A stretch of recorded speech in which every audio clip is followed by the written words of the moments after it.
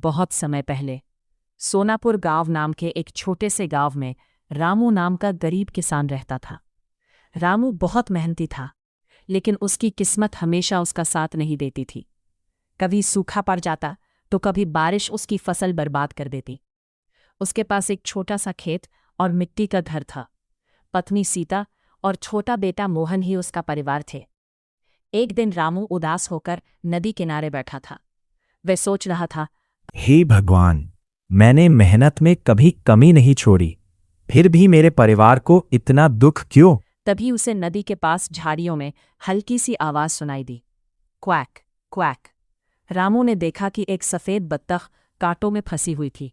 उसके पंख घायल थे। रामू ने तुरंत उसे बाहर निकाला और प्यार से कहा, अरे बेचारी, डर मत, मैं तुम्हारी मदद करूंगा। वह बत्तख को अपने घर ले आया। सीता ने कहा, हमारे पास खुद खाने को नहीं है और तुम एक बत्तख उठा लाए। रामू बोला, यह घायल है, ठीक हो जाएगी तो उड़ जाएगी। रामू और उसका परिवार कई दिनों तक उस बत्तख की सेवा करते रहे।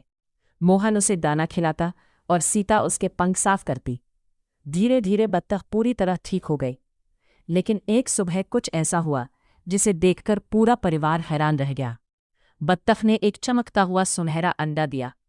सीता की आंखें फटी रह गई। माँ, बाबा, ये तो बत्तख का अंडा है। रामू को पहले विश्वास नहीं हुआ।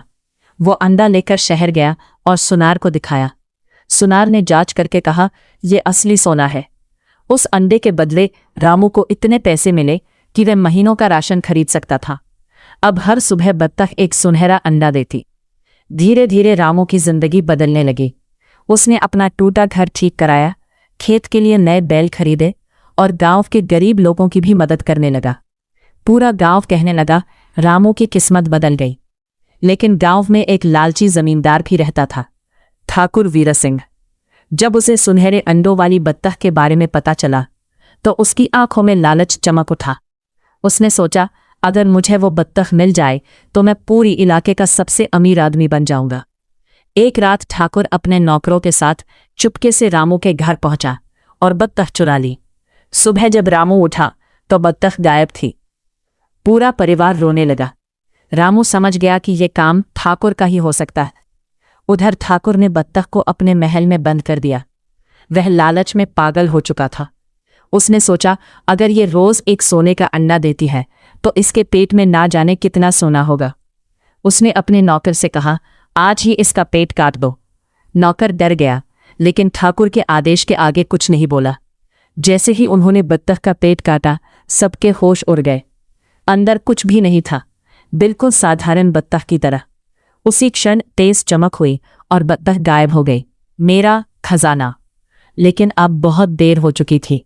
उसके लालच ने सब कुछ खत्म कर दिया था।